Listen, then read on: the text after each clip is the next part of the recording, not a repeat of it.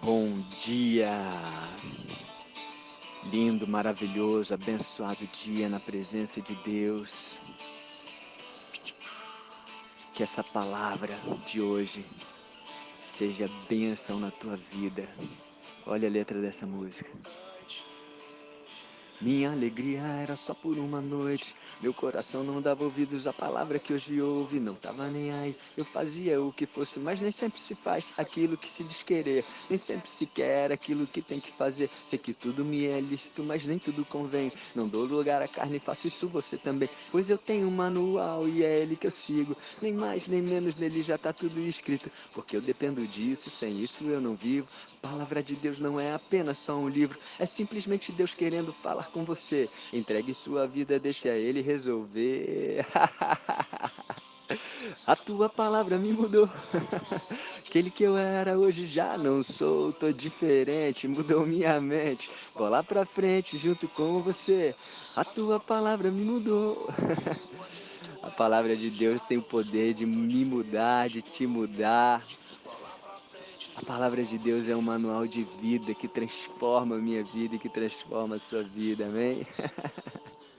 Escuta essa música, o cantor dela chama Lex, L-E-X, nome da música Bola pra Frente. Então, bola pra frente, vamos lá, seguindo aqui no Projeto Bíblia para Iniciantes, dia 346, versículo 1 do capítulo 12 de Lucas. Prepara aí, muito, muito, muito, muito aprendizado hoje, gente. Vamos lá, versículo 1. Posto que miríades, olha só, não são mais multidões agora, são miríades de pessoas. Você sabe o que é miríades? Não, eu também não, tô brincando. Miríades são, sei lá, milhares de milhares. Tá? Eu já vi essa palavra se referindo a anjos, mas a pessoas é a primeira vez que eu vejo aqui. Eu sei que está aqui, miríades de pessoas se aglomeravam a ponto de uns aos outros se atropelarem. Imagina a cena. Passou Jesus a dizer, antes de tudo, aos seus discípulos, é claro, que estavam mais próximos: acautelai-vos do fermento dos fariseus, que é a hipocrisia. Então, o fermento dos fariseus é o que? A hipocrisia. O que é a hipocrisia? Você falar uma coisa e fazer outra. Se mostrar uma pessoa, aparentemente, mas na verdade você é outra pessoa. Isso é hipocrisia. Isso era o que os fariseus faziam diretamente, dia e noite. Versículo 2: nada há encoberto que não venha a ser revelado. Olha só, esses dois versículos, eles trazem quatro antônimos, quatro é, é, a figura de linguagem, né, onde um contrasta com o outro. Ó, não há nada encoberto que não venha a ser revelado, encoberto e revelado. E nada oculto que não venha a ser conhecido. Porque tudo o que disseste às escuras será ouvido em plena luz. E o que dissestes aos ouvidos no interior da casa será proclamado aos eirados. Olha só.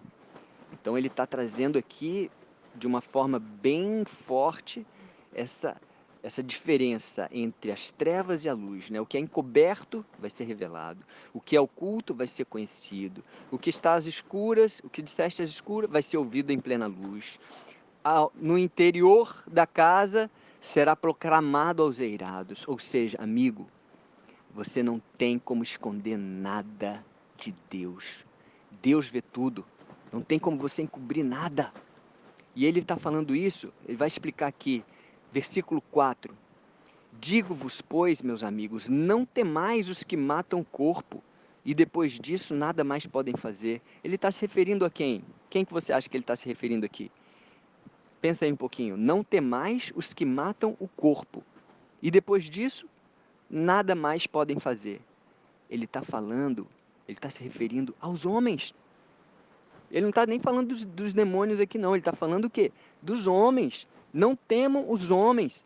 Maldito homem que confia no homem. Não teme. Ele está se referindo também aos hipócritas aqui, aos fariseus, pessoas que temiam os fariseus, né? Ou temiam um homem, temia a morte. através de um homem, o homem pode matar o corpo. Sim ou não? Você pode matar uma pessoa, você tem esse poder, você pode dar uma facada numa pessoa e matar essa pessoa. Só que o que Jesus fala? Versículo 5, olha o aprendizado. Eu, porém, vos mostrarei a quem deveis temer. Temei aquele que, depois de matar, tem poder ainda para lançar no inferno. Sim, digo-vos, a este deveis temer. E quem que ele está falando aqui? Quem que você acha que ele está falando? Ele está falando de Deus. É Deus. Deus que tem esse poder de lançar as pessoas no inferno, porque Deus é fiel. Muitas vezes eu pensava, por que Deus é fiel? Deus é fiel à palavra dele, às promessas. Então, ele é fiel à palavra. Se você não tiver o conhecimento da palavra, você vai estar suscetível ao engano do inimigo que quer te levar para o inferno. E ele vai te levar se você não prestar atenção, se você não conhecer a palavra. Ele vai te enganar, ele se faz de luz. E você lá, bobinho, vai cair na armadilha dele porque ele quer que você fique lá. O inimigo quer que você fique lá com ele, sob as ordens dele, sob o domínio dele. Abre o seu olho, meu amigo. Traga luz. Na palavra diz lá no Antigo Testamento, o povo perece por falta de conhecimento. Então venha conhecimento para você, venha a palavra de Deus para você, venha a luz de Deus para você e tema sim a Deus. Só que o temor de Deus, segundo Provérbios, é o princípio da sabedoria. Por quê? Porque quem teme a Deus sabe que ele vê tudo. Não dá para esconder nada de Deus, é o que Jesus está falando, ele vê tudo. E sabe que ele é todo poderoso. Então tema a Deus sim, com reverência, e com amor, com a sua obediência, sabendo que ele é um Deus bom, justo e fiel. Ele é misericordioso, mas também é justo e é fiel à sua palavra. Então conheça esse Pai maravilhoso que você tem, que se você obedecer, meu amigo, você vai ter tudo de bom na sua vida e uma vida abundante, como Jesus prometeu. Versículo 6. Não se vendem 5 pardais por 2 asses? Gente, 5 pardais. Pardais é o pássaro mais barato, mais comum que pode existir. Em todo lugar tem pardal. Você já parou para pensar nisso? Todo lugar que você vai no mundo tem pardal. E era o pássaro mais barato. E os pobres compravam pardais para fazer sacrifícios lá, porque não tinham como sacrificar um cordeiro, não tinham como sacrificar. Então, e vendiam-se 5 pardais por 2 asses. 2 asses é quase nada, são 2 moedinhas de cobre. Entretanto, nenhum deles está em esquecimento diante de Deus. O que Jesus está falando? Nenhum desses pardaizinhos aí, Deus se esqueceu dele. Deus olha para os pardais também. Olha que loucura, gente. Nenhum deles. Versículo 7. Até os cabelos da vossa cabeça. Pega aí nos seus cabelos aí. Se você tem, né? Tem gente que não pode fazer, não tem mais. Até os cabelos da vossa cabeça estão todos contados. Todos. Deus conhece cada cabelo da sua cabeça. Ou seja, o que ele fala aqui? Não temais. Você sabia que existem 365 não temais? Não temas na Bíblia? Será que é um para cada dia do ano? Será que tem alguma coincidência nisso? E Jesus fala que, mais uma vez, um desses 365, não temas. Bem mais valeis do que muitos pardais. Então, o que ele está falando? Se Deus cuida dos pardais, se Deus não esquece dos pardais, ainda mais vocês, meus amigos, que valem muito mais, muito mais. Aliás, Deus fez os pardais pensando em quem? Em vocês. Versículo 8. Digo-vos ainda, todo aquele que me confessar diante dos homens, também o Filho do Homem o confessará diante de Deus. O Filho do Homem é Jesus, mas o que me negar diante dos homens, será negado diante dos anjos de Deus e diante do próprio Deus. Amigo, honre a Jesus, confesse a Jesus, fale de Jesus, não tenha medo de falar de Jesus. Isso dá uma sorte. Jesus, na hora, no dia do juízo final, ele vai pegar, ele vai ser o seu advogado fiel ali perto do Pai. Pai, calma aí, esse daqui me amou, esse daqui confessou, ele falou em meu nome, ele me conheceu, ele me honrou. Uau, quem quer um advogado desse? E outra coisa, qualquer injustiça que acontecer na sua vida hoje, ele vai ser advogado. E a pessoa que praticar injustiça contra você, meu amigo, não quero nem falar o que vai acontecer com ela. Versículo 10: todo aquele que proferir uma palavra contra o Filho do Homem, isso lhe será perdoado. O que ele está falando aqui? Se você falar uma palavra contra mim, pode ser perdoado. Você pode ser perdoado, se arrepende. Faça isso. Mas para o que blasfemar contra o Espírito Santo, aí não haverá perdão. Uau, que forte isso. Então quer dizer que tem pecado tão forte que não tem perdão? Tem. Jesus falou isso aqui, é a verdade. Não dá para relativizar essa palavra. Se você blasfemar contra o Espírito Santo, você não vai ter perdão. E o que é? Agora, deixa eu só explicar um pouquinho, vamos aprofundar um pouquinho. O que é blasfemar contra o Espírito Santo? Blasfemar contra o Espírito Santo é a pessoa que, conhecendo o Espírito Santo, já tendo vivido o Espírito Santo, sabendo do poder do Espírito Santo que operou nele, sabendo das obras do Espírito Santo, porque tudo que vem de Deus é operado pelo Espírito Santo aqui, já, inclusive na vida de Jesus, tudo que Jesus fazia era através do Espírito Santo que manifestava sobre a vida de Jesus. O Espírito Santo levou ele para o deserto, esteve com ele em todos os milagres, em todos os momentos. O único momento que o Espírito Santo abandonou Jesus foi quando ele estava dando todo o seu sangue ali na cruz, porque o Espírito Santo é santo e não habita no pecado.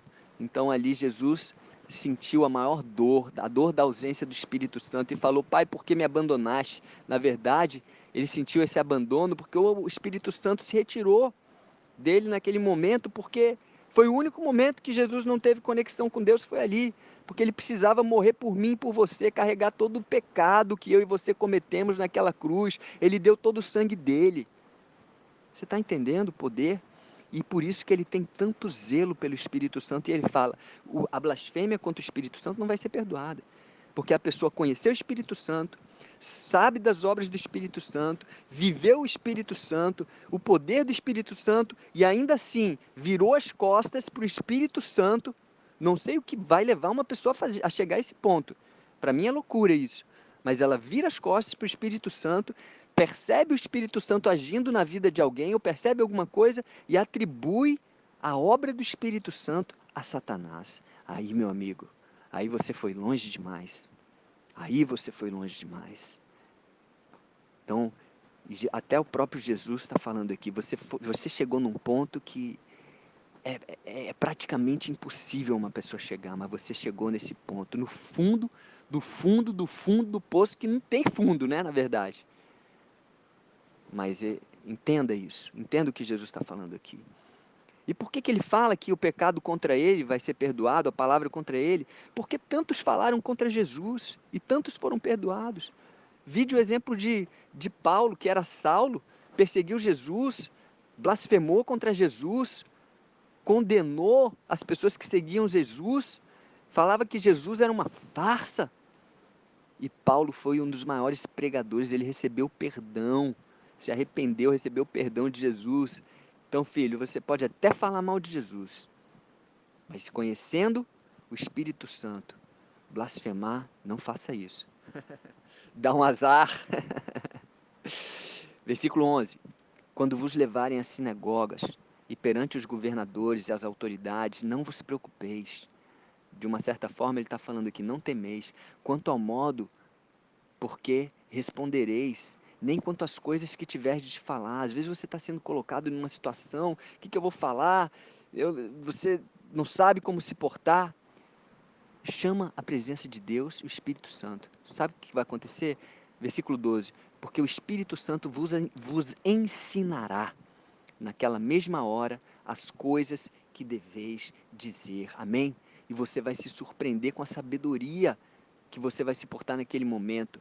Agora, Não vos preocupeis, não tem. Se você ficar com medinho, aí, meu amigo, vai tudo por água abaixo. Você tem que se apropriar da fé do Espírito Santo e de cabeça erguida e, lógico, com humildade e deixar o Espírito Santo te usar. Amém? Vamos continuar que ainda tem muita coisa para a gente falar hoje. Versículo 13. Nesse ponto, um homem que estava no meio da multidão lhe falou: Mestre, ordena meu irmão que reparta comigo a herança. Olha só, a preocupação nos bens. Mas Jesus lhe respondeu: Homem, quem me constituiu juiz ou partidor entre vós?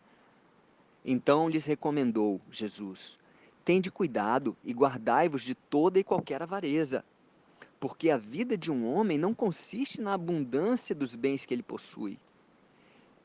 Olha só, é, tem muita gente que, sem perceber, está vivendo uma vida de avareza, apegado aos bens materiais. O que é avareza? É você se apegar aos bens materiais, você achar que aquilo ali é teu e de mais ninguém.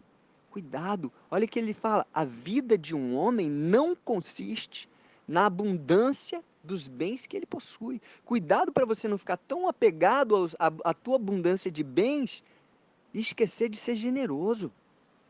Versículo 16.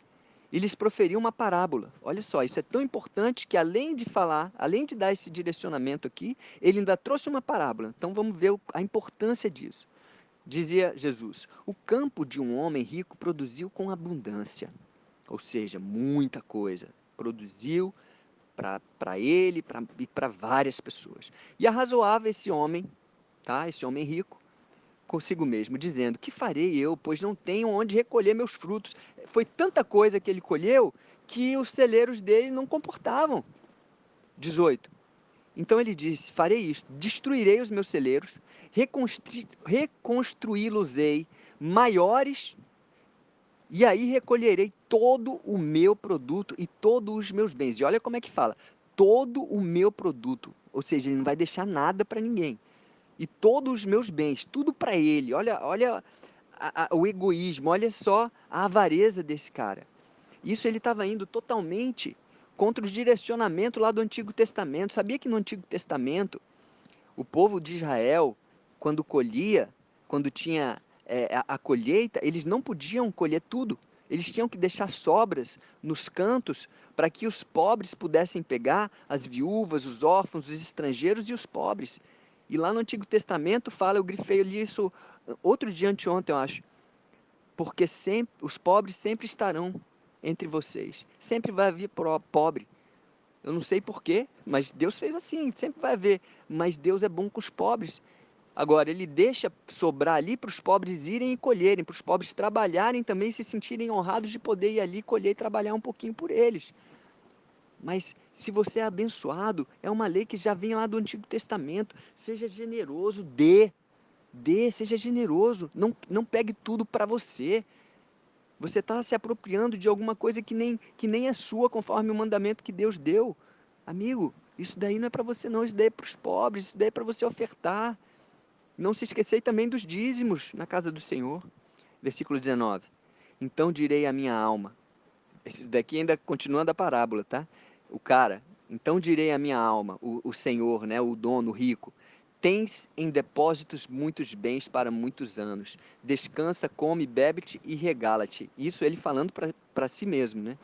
Mas Deus lhe disse naquele mesmo dia, louco, falando para o rico, louco, esta noite te pedirão a tua alma, ou seja, essa noite você vai morrer.